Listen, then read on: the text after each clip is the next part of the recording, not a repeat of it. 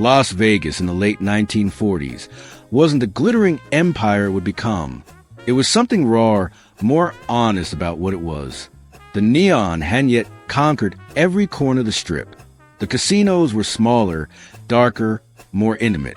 You could still see the desert dust on the edges of everything, a reminder that the city was carved out of nothing, built on dreams and danger in equal measure. The casinos weren't just businesses. They were territories.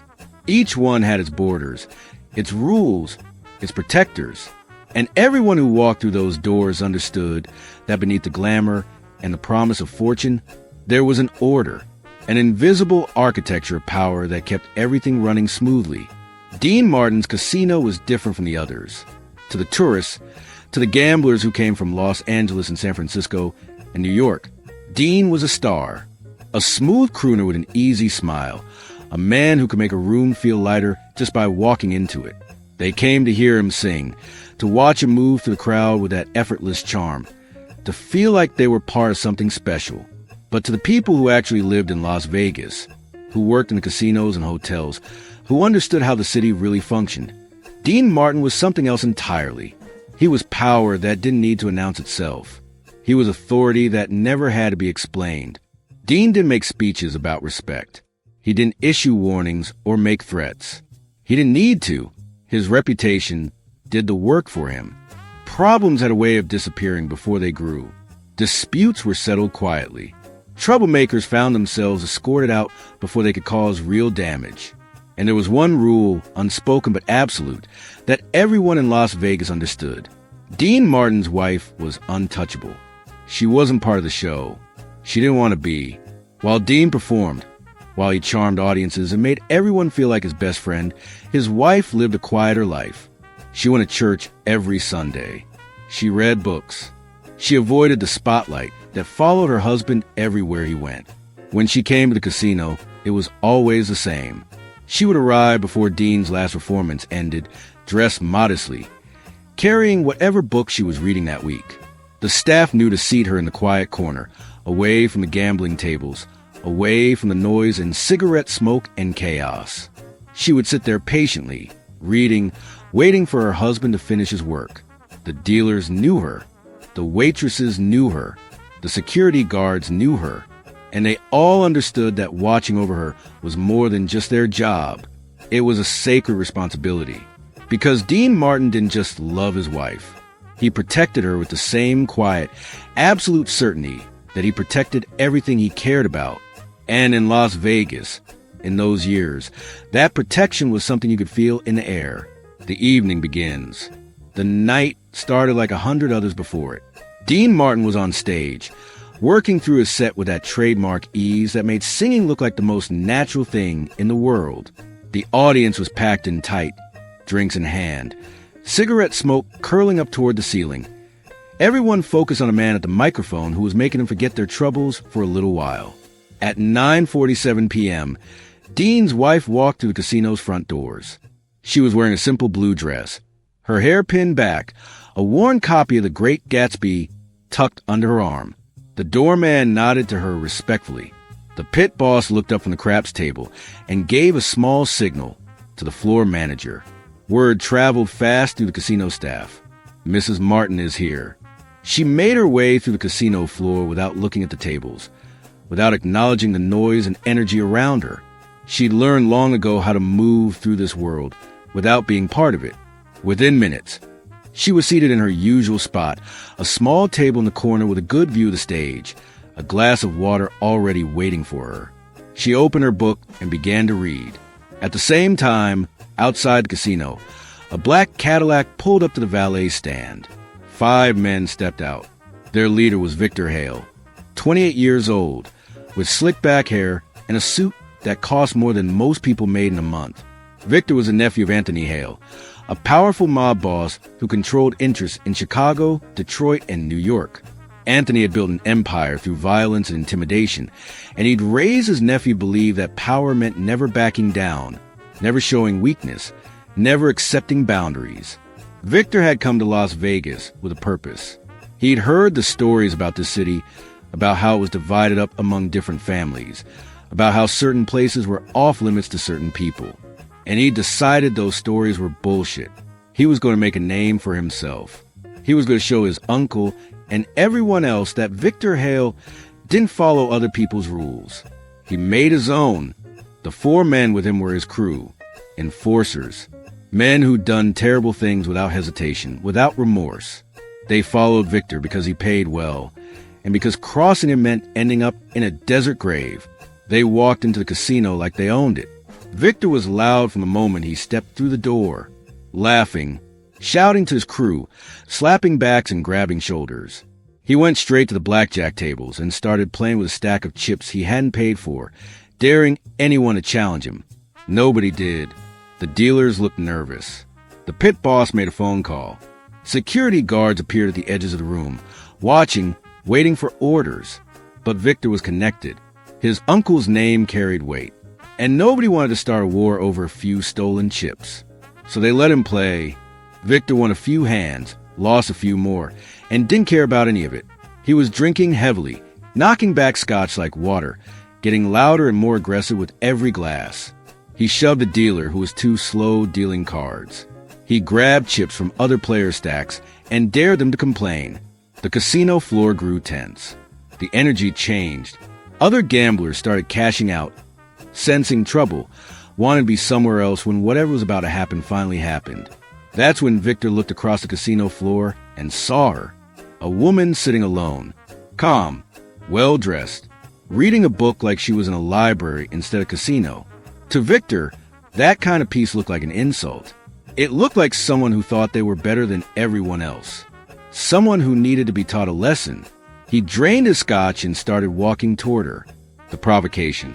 Victor's crew followed him across the casino floor. The 4 men spread out slightly, forming a loose semicircle, blocking potential interference. They'd done this before. They knew the rhythm of intimidation. Victor stopped directly in front of the small table where Dean's wife sat reading. "Hey," he said loudly, "you deaf?" She looked up from her book, her face calm, polite. "I'm sorry. You look like you're waiting for someone to buy you a drink," Victor said, grinning. His breath reeked of alcohol. "Lucky for you. I'm feeling generous." "That's kind of you," she said evenly. "But I'm married. I'm just waiting for my husband." "Married, huh?" Victor laughed and looked back at his crew, who laughed on cue. "Don't see a ring on your finger." She held up her left hand, where a simple gold band caught the casino lights. "Right here." Victor reached out and grabbed her wrist, pulling her hand closer to examine the ring. His grip was tight, deliberately painful. "That's a pretty cheap ring for a pretty lady. Your husband must not think you're worth much." She tried to pull her hand back. "Please, let go." Victor tightened his grip. "I'm not done looking." Her book fell from her other hand, hitting the floor with a soft thud. "You're hurting me," she said, her voice still calm but with an edge now. "Please, let go." "Make me," Victor said, grinning wider. That's when an elderly man at a nearby table stood up. He was in his 70s, thin and frail, wearing a suit that had seen better days. He'd been nursing a single beer for the past hour, watching the stage, enjoying the music. "Young man," he said, his voice shaking slightly, "the lady asked you to let her go." Victor turned his head slowly toward the old man. The grin never left his face. "Old timer, you should sit the fuck down before you get hurt.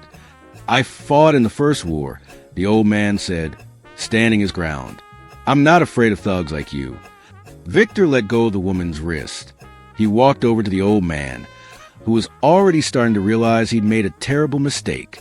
Victor grabbed the old man's right arm with both hands and, with a quick, brutal twist, snapped it at the elbow. The crack echoed across the casino floor. The old man screamed and collapsed. His arm bent at an impossible angle, bone visible through torn skin. He writhed on the floor, crying out in agony. People at nearby tables jumped up, backing away. Women screamed. Men shouted. But nobody moved toward Victor. Nobody tried to help, except one person. A young man had been sitting 3 tables away. He was maybe 25, wearing work clothes, dusty jeans, a plain white t-shirt, steel-toed boots. He had the look of a construction worker, someone who did hard physical labor in the desert sun. His face was tanned and weathered beyond his years. He stood up slowly, pushing his chair back. "That's enough," he said. Victor turned toward this new challenger, already smiling again. Another hero. This night just keeps getting better. The young man walked forward until he was standing between Victor and Dean's wife. He wasn't particularly large or intimidating. He looked tired, but there was something in his eyes, something that came from seeing worse things than this, surviving worse things than this. "Leave the lady alone," he said quietly. "Leave the old man alone. Take your friends and get out of here." "Or what?" Victor asked, already reaching into his jacket. "Or I'll make you leave," the young man said. His voice didn't waver. There was no bravado in it, no anger, just a statement of fact. "This is what will happen if you don't stop." Victor pulled out a switchblade. The young man didn't step back, didn't flinch.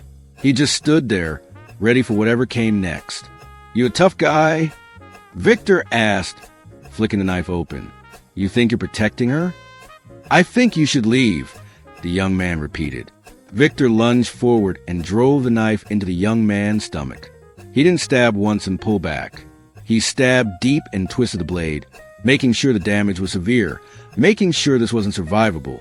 Then he pulled the knife out, and blood poured from the wound immediately. The young man gasped and staggered backward. His hands went to his stomach, trying to hold the wound closed, trying to stop the bleeding. But there was too much blood. It soaked through his shirt in seconds, running down his jeans, dripping onto the casino floor. He tried to speak, but only managed a wet, choking sound. Then his legs gave out, and he collapsed. Dean Martin's wife screamed and dropped to her knees beside him. She pressed her hands against the wound, desperately trying to stop the bleeding, her blue dress turning red with his blood. "Help!" she screamed. "Someone help him. Call an ambulance." People were frozen. Security guards were moving in now, but slowly, unsure how to handle this, not wanting to escalate things with connected gangster. Victor looked down at Dean's wife kneeling in blood and laughed. Then he grabbed her hair. He pulled hard, yanking her head back, forcing her to look up at him. She cried out in pain and fear, her hand still pressed against the dying man's wound. "You should have just had a drink with me," Victor said. "Could have avoided all this." And that was the exact moment Dean Martin saw everything. Dean Martin takes the stage. Dean had been in the middle of That's Amore when the commotion started. He'd noticed a disturbance on the casino floor. You couldn't miss people screaming and backing away, but he kept singing, trusting a security team to handle whatever minor trouble had started. Then he saw his wife, kneeling on the floor, covered in blood, a man's hand in her hair. Dean stopped singing mid-word. The band faltered and stopped. The entire casino went silent except for the wounded old man's groans and the dying young man's labored breathing. Dean stepped down from the stage. He didn't run. He didn't shout. He didn't show panic or rage or fear. He just walked, slow, deliberate, crossing the casino floor with the kind of purpose that made everyone instinctively move out of his way. Security guards parted. Dealers stepped back. Gamblers melted into the shadows. The room seemed to empty itself of sound as Dean approached. You could hear his footsteps on the carpet. You could hear the injured men breathing. You could hear his wife crying softly as she tried to keep pressure on the veteran's wound. Dean saw everything in those 20 seconds it took to cross the floor. He saw the old man with the broken arm. He saw the young man bleeding out, his face going pale, his eyes starting to lose focus. He saw his wife, kneeling in another man's blood, her dress ruined, her hands shaking as she tried to save a stranger's life. He saw Victor Hale's hand twisted in her hair. Dean stopped 5 feet away. "Let her go," he said. His voice was calm, quiet, but it carried across the entire casino like he was still on stage with a microphone. Everyone heard it. Everyone understood the weight behind those 3 simple words. Victor turned and looked at Dean Martin for the first time. He didn't recognize him. Didn't realize who he was talking to. He just saw another man in an expensive suit, another person who thought they could tell him what to do. Victor grinned. "Who the fuck are you supposed to be?" "I'm her husband," Dean said evenly, And I'm asking you nicely. Let my wife go." Victor's grin got wider. He tightened his grip on her hair, making her gasp in pain. "Your wife, huh? You married way out of your league, friend. Maybe she needs a man who knows how to treat her better." "Let her go," Dean repeated, his voice unchanged. Still calm, still quiet. But something had shifted in the air. Something dangerous had entered the room. "Or what?" Victor laughed. "You gonna sing me to death? Maybe do a little soft shoe routine until I get bored and leave?" He looked back at his crew, making sure they were watching, making sure they were ready to back him up. The city needs new leadership, not singers pretending they run things. Dean didn't respond to that. He just looked at Victor for a long moment, really looked at him, taking in every detail. The expensive suit, the cocky grin, the knife still in his hand, still wet with blood, the 4 men standing behind him, hands moving toward weapons inside their jackets. Then Dean Martin reached slowly under his jacket. He pulled out a revolver, not quickly, not in a fast draw meant to catch someone by surprise. Just a slow, deliberate motion that everyone in the room could see and understand. The gun was simple, well-maintained. It looked like it had been carried before, used before. Victor's grin faltered slightly. "Here's what's going to happen," Dean said, still calm, still quiet. "You're going to let my wife go. Right now. This instant. You're going to let her go, and you're going to step back, and you're going to leave this casino. You're going to get in whatever car brought you here, and you're going to drive out of Las Vegas, and you're never coming back." "You threatening me?" Victor's voice had lost some of its confidence. He was starting to understand that this wasn't going the way he'd planned. "I'm explaining your options," Dean said. "You have one chance. 1. Let her go. Leave. Don't come back. That's option 1. What's option 2? Victor asked, trying to sound defiant, but not quite pulling it off.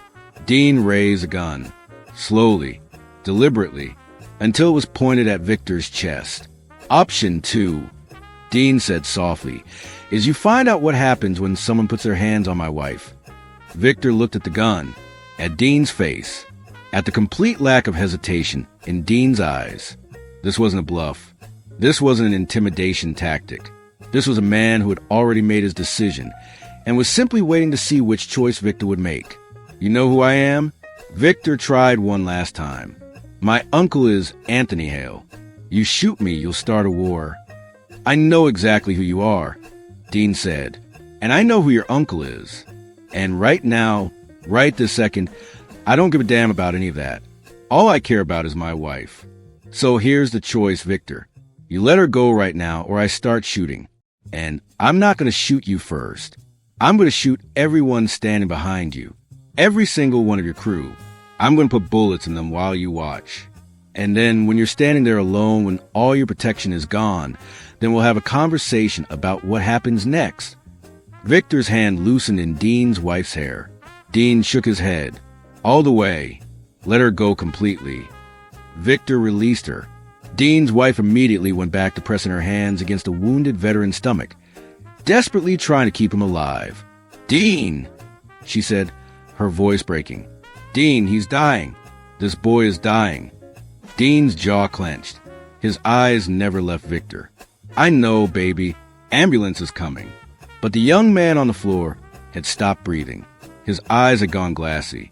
The blood had stopped pumping from the wound because his heart had stopped pumping at all. He was dead. The war veteran who had stood up for a stranger. The construction worker who had believed some things were still worth fighting for. He was dead on the casino floor, his blood soaking into the carpet, his sacrifice complete. Dean Martin looked down at the body, at his wife covered in the young man's blood, at the old man with the broken arm, still whimpering in pain. Then he looked back at Victor. "You had your chance," Dean said, and he pulled the trigger. The shots that changed Las Vegas. The first shot hit one of Victor's crew in the right shoulder. The man had been reaching for his own weapon, his hand halfway into his jacket. The bullet tore through his shoulder and spun him completely around. He crashed into a roulette table and went down hard, screaming, clutching at the wound as blood poured between his fingers. The sound of the gunshot in the enclosed space was deafening. People screamed and dove for cover. Dealers dropped behind their tables. Security guards froze, unsure whether to intervene or stand down. Dean's hand was already moving. Smooth. Practiced. The way a man moves when he's done this before. The second shot hit another crew member in the left arm. This man had actually gotten his gun out, was bringing it up to aim. Dean's bullet shattered his forearm, and the gun clattered to the floor. The man screamed and collapsed, rolling on the ground, his arm bent at an unnatural angle. 2 shots. 2 seconds. 2 men down. The remaining 2 crew members stood frozen, hands halfway to their weapons. Suddenly understanding that drawing their guns meant dying, Dean had made his point. He wasn't shooting to kill. He was shooting to destroy, to disable, to send a message that was being carved into flesh and bone right in front of everyone. Dean Martin shifted his aim to the third man. "Move your hand 1 more inch and the next bullet goes in your head," he said calmly. The man's hand stopped moving. He raised both hands slowly, carefully, showing he wasn't a threat. Dean nodded and shifted his aim to the fourth man, who was already raising his hands without being told. Then Dean pointed the gun at Victor. Victor had backed away during the shooting, stumbling over a chair, his cockiness completely gone. He was pressed against a wall now, knife still in his hand but held limply at his side. His face had gone pale. His hands were shaking. "You shot my guys," Victor said, his voice cracking. "You shot them. And I'll shoot you," Dean said. "One more step toward my wife. One more word out of your mouth. One more second you spend in this casino. Give me a reason, Victor. Please." Victor looked at the gun, at Dean's face, at the 2 men writhing on the floor, bleeding, screaming, at his own crew with their hands in the air, their weapons still in their holsters, knowing they'd be dead before they could draw. He dropped the knife. "That's smart," Dean said. "Now walk. Toward the door. Slow. If you run, I shoot you. If you try anything, I shoot you. If you look at my wife again, I shoot you. Walk." Victor walked. He moved like a man in a nightmare, stepping carefully around the blood on the floor, around the body of the young veteran, around the old man with the broken arm. His crew followed, the 2 uninjured men supporting the 2 who'd been shot, all of them keeping their eyes on Dean and the gun that never wavered. They made it to the casino doors. "Keep walking," Dean said, "all the way to your car, all the way out of Vegas." And Victor stopped but didn't turn around. "If I ever see you in this city again," Dean continued, "if I ever hear your name mentioned in connection with anyone I care about, if I ever get even a hint that you're thinking about coming back here, I won't wound you. I'll kill you. That's not a threat. That's a promise. You understand?" Victor nodded once and pushed through the doors. The moment he was gone, the casino erupted. People were screaming, crying, demanding answers. Security was trying to restore order. Dealers were checking on customers. The pit boss was on the phone with someone, his face pale, speaking rapidly. Dean Martin lowered the gun and walked to his wife. She was still kneeling beside the dead veteran, her hands pressed against a wound that didn't matter anymore. She was crying, her whole body shaking. Dean knelt beside her and gently pulled her hands away from her body. "He's gone, baby," he said softly. "You did everything you could. He's gone. He tried to help me," she sobbed. "He didn't even know me, and he tried to save me, and now he's dead." "I know," Dean said, pulling her into his arms. "I know." Police sirens were already approaching. Ambulances. The whole apparatus of official response that comes after violence has been done. But Dean Martin didn't move.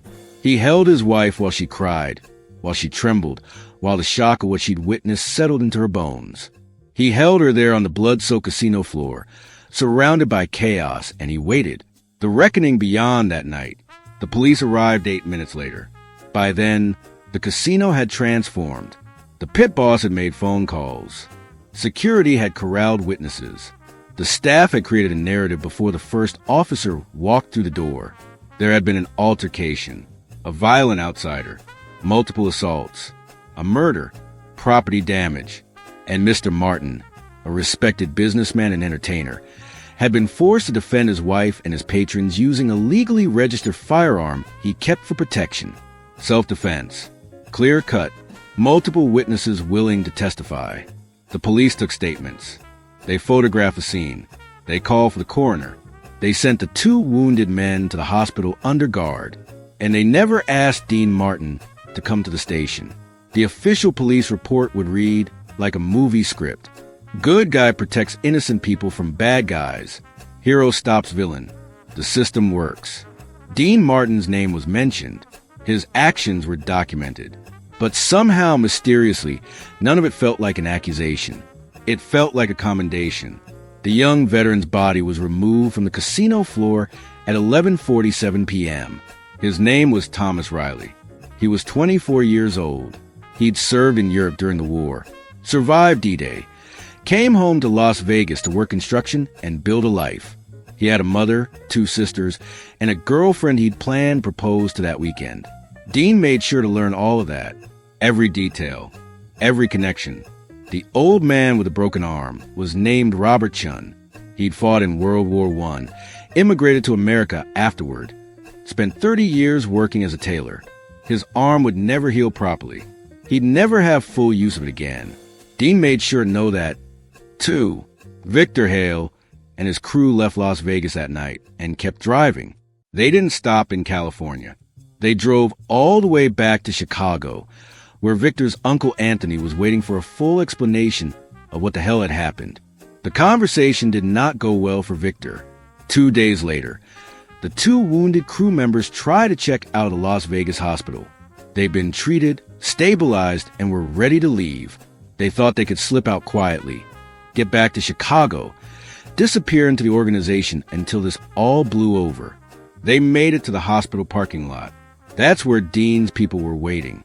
Not to kill them, not to hurt them further, just to deliver a message. The message was simple. You're done. Your time in the organization is over. You can go anywhere you want, do anything you want, but you're not connected anymore. You're not protected. You're not part of anything. If you try to come back, if you try to use your old connections, if you cause any problems at all, you won't get a second warning. The 2 men understood. They left Chicago that week. One moved to Florida. The other disappeared completely. Victor's Uncle Anthony tried to push back, tried to make the case that his nephew had been publicly humiliated, that respect had been lost, that action had to be taken or the organization would look weak. The response from Las Vegas was delivered through intermediaries but was crystal clear. Victor Hale assaulted 2 people and murdered a 3rd in a casino that operates under our protection. He put his hands on Dean Martin's wife. He created a public spectacle that brought police attention and negative publicity. If you want to start a war over this, we're ready. But you should understand that you're not going to win. Anthony Hale made some calls, did some checking, learned exactly how deep Dean Martin's connections ran in Las Vegas, how many people respected him, how many people would fight for him, and Anthony Hale made a business decision. Victor was cut loose, officially and permanently. The organization released a statement through back channels that Victor Hale was no longer affiliated with the Chicago outfit, that his actions did not represent the organization, and that no retaliation would be taken for his treatment in Las Vegas. Victor Hale spent the rest of his short life bouncing between cities, trying to trade on his uncle's name, finding that name suddenly carried no weight at all. He died 3 years later in a bar fight in Detroit. No investigation, no revenge. Nobody cared enough to look into it. The story of what happened that night traveled through Las Vegas like wildfire. Every casino employee, every performer, every person connected to the industry heard the story within 48 hours. And the story that spread wasn't just about the shooting. It was about what the shooting meant. Dean Martin had drawn a line. He'd put everything on the line, his career, his safety, his life, to protect his wife and defend innocent people. He'd faced down connected gangsters without hesitation. He'd shot 2 men in front of hundreds of witnesses. And he'd walked away clean because everyone understood he'd been right. Other powerful men in Vegas took note. Other mobsters who'd been treating entertainers and workers with casual cruelty suddenly found themselves reconsidering their behavior. Because if Dean Martin was willing to shoot people over disrespect, What might he do if the situation was worse? What might other performers do if they followed his example? The balance of power in Las Vegas shifted slightly, but significantly. The unwritten rules got rewritten. And at the center of those new rules was a simple understanding. Don't fuck with Dean Martin's people. The price of protection. Thomas Riley was buried on a Thursday afternoon at the Las Vegas Memorial Cemetery. His mother had been contacted the night he died. She collapsed when police told her what happened. Her son had survived a world war only to be killed protecting a stranger in a casino. The randomness of it, the tragedy of it, broke her. When she arrived at the funeral home to make arrangements, she found everything already handled. The casket, the burial plot, the flowers, the service, even the reception afterward. All paid for, all arranged. A representative from Dean Martin's office had done it all. And when Thomas's mother tried to thank Dean personally, tried to express her gratitude, she was told that Mr. Martin requested no thanks. He considered it the least he could do for a man who died protecting Mrs. Martin. But Dean did more than pay for a funeral. He set up a trust fund for Thomas's mother. Enough money that she'd never have to worry about rent or medical bills again. Enough that she could live comfortably for the rest of her life. He paid off the mortgage on Thomas's sister's homes. He gave Thomas's girlfriend the engagement ring Thomas had been saving for. He didn't tell her how he knew Thomas had been planning to propose. He just made sure she received what Thomas would have wanted her to have. And at the funeral, Dean Martin stood in the back, wearing a black suit, saying nothing. He didn't try to speak, didn't draw attention to himself. He just stood there, one mourner among many, paying his respects to a man who'd shown more courage in 30 seconds than most people show in a lifetime. After the burial, Thomas's mother approached Dean. She was a small woman, weathered by hard work and harder losses. She looked up at Dean with tears streaming down her face. "My boy didn't know your wife," she said. "He just saw someone who needed help."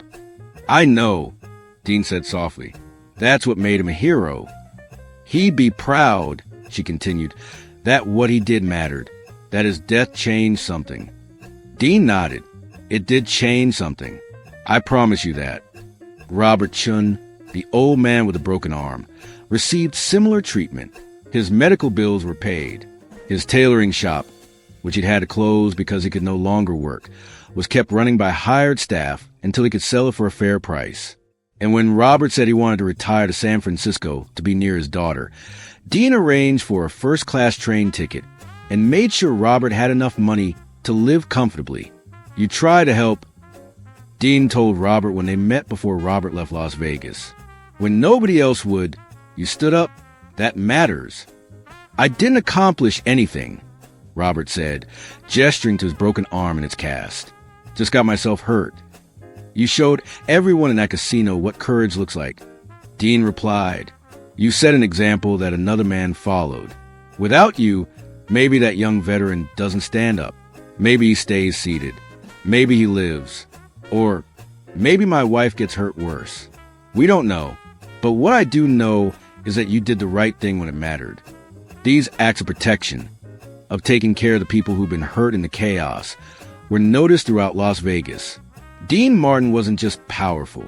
He was responsible. He looked after people. He understood that power meant obligation.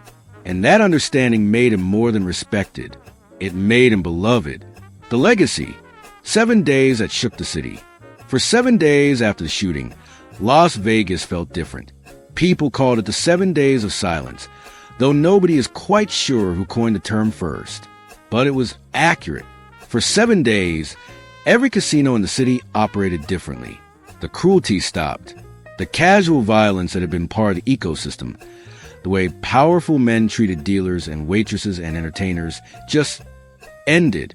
Not permanently, not forever, but for those 7 days, something changed. Dealers weren't yelled at. Waitresses weren't grabbed.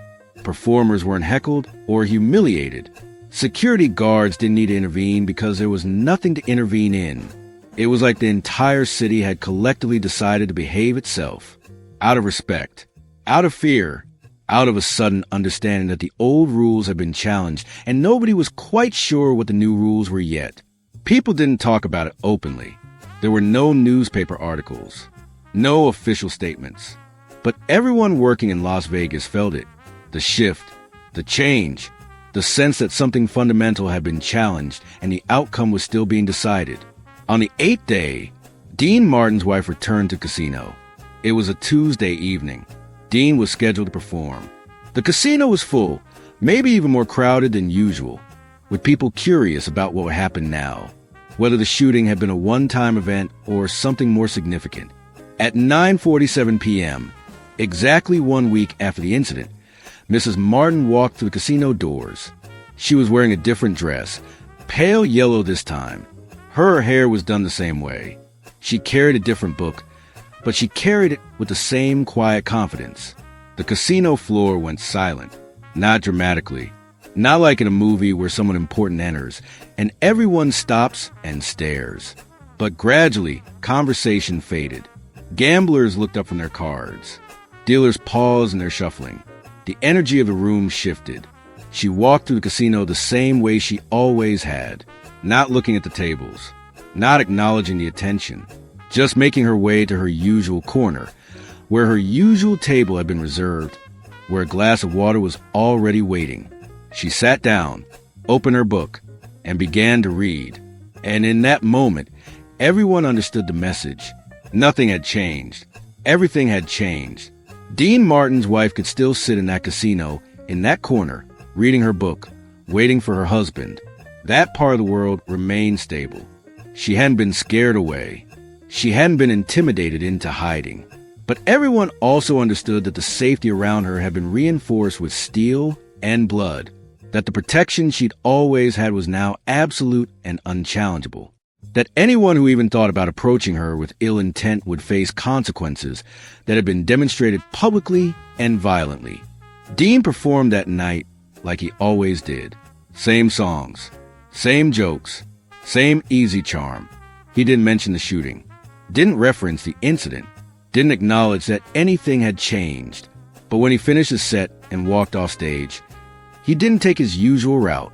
He walked straight across the casino floor to that corner table where his wife was waiting.